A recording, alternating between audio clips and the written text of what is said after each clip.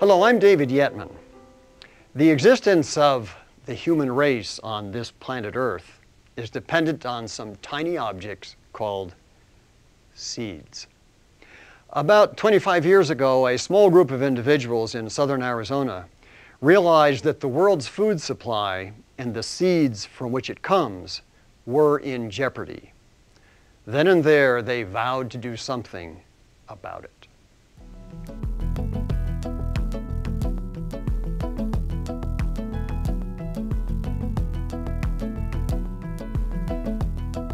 In 1983, 4 people formed an organization called Seed Searchers.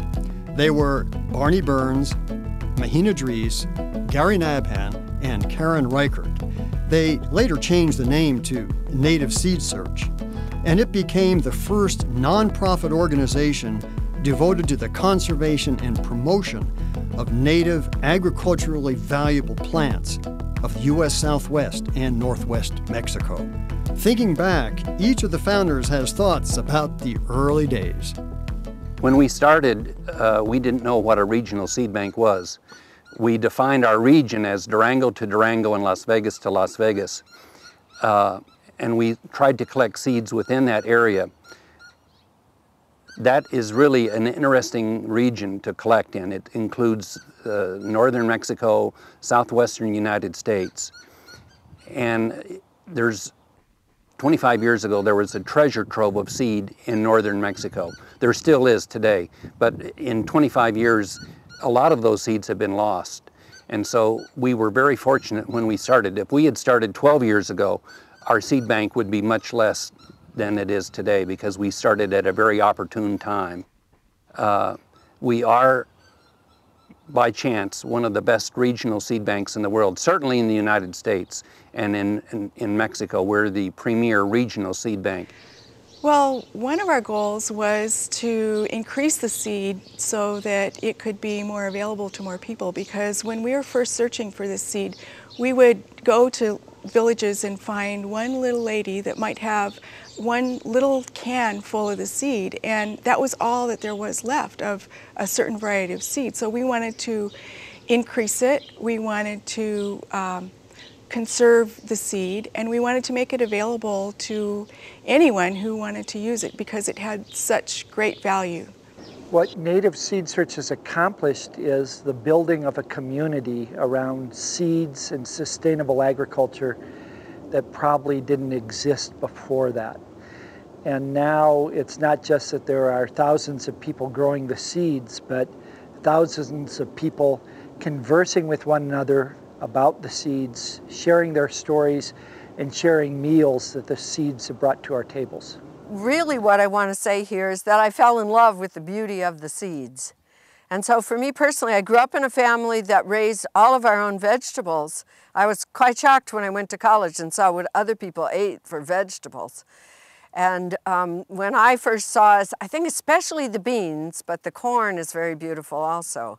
I fell in love with them, and I couldn't do anything else but help protect them, try to make sure that they're available to future generations.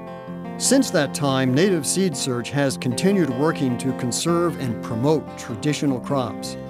Today, they maintain a regional seed bank with close to 2,000 different collections, a retail store which offers approximately 350 varieties of seeds, and a 60-acre conservation farm in Patagonia, Arizona, used primarily for growing out its vast collection.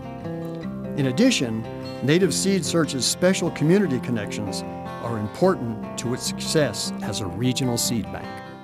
Native Seed Search is quite special in its connections with its founding communities, the Native American communities, the early settling communities in the Southwest, both in maintaining connections of still continuing to collect seeds from those communities, but also in returning seeds to those communities.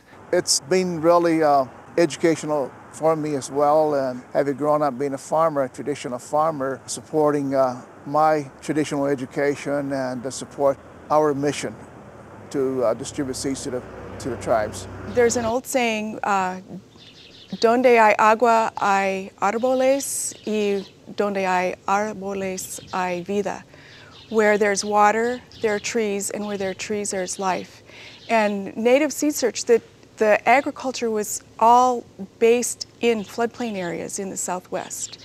And I'm working on restoring floodplains, and a lot of the seed from native seed search that was collected, that we got for the Colorado River area, is no longer in the Yuma area, and we're slowly finding little niches where we can return the seed to the tribes in gardening settings. Many seed banks do not limit themselves to a particular region of the globe, but native seed search has insisted on a regional focus. Many of the native and domesticated plants of our arid region have potential for other areas in the world. Native Seed Search, as a seed bank located in the arid North American region, has a special regional place and a regional perspective.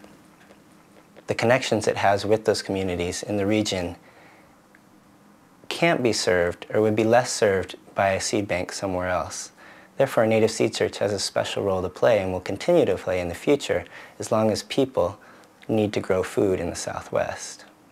Food needs of the world will continue to expand, and the role of a seed bank may turn up in unexpected places. The Southwest is at a critical moment as we enter the post-peak oil era and the post-peak water era.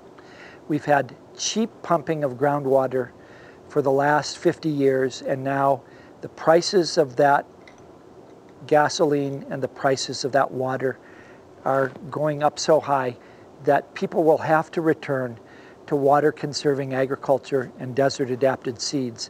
And Native Seed Search is one of the few sources of those that can help our society make the transition to sustainable food production in the Southwest. The agricultural situation and the food situation in the world is becoming quite critical, and I think that the resource we have here is invaluable as far as the genetics goes and the knowledge that we have. I think that's all very important. Native Seed Search is part of a chain of hands, passing seeds and knowledge from generation to generation. The organization is seeking more hands to keep these priceless resources alive. Members, volunteers, and supporters are a vital link in this chain.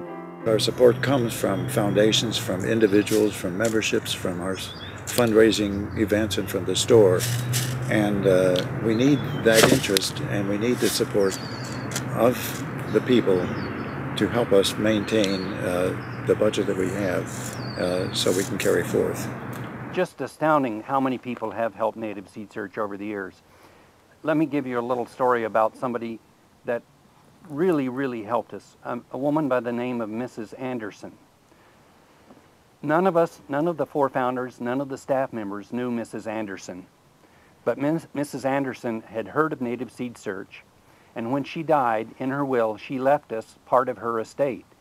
And that estate allowed us to buy the Sylvester House, which became our first full-fledged seed bank.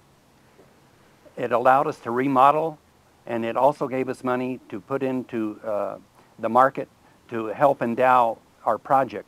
This is a woman who none of us knew. She came out of the woodwork, and we're absolutely indebted to her. Many years later, we still remember Mrs. Anderson. We also bought the farm with her money. Yes, we did. I mean, that money went a long way. So what you can do for Native Seed Search is remember us. Remember us. The commercial interests that control much of the world's food supply demand simplification and a small number of seeds, while at the same time relying on broad genetic diversity and a great variety of seeds. Someday, all of us may be rescued by the broad bank of seed resources saved and protected by Native Seed Search.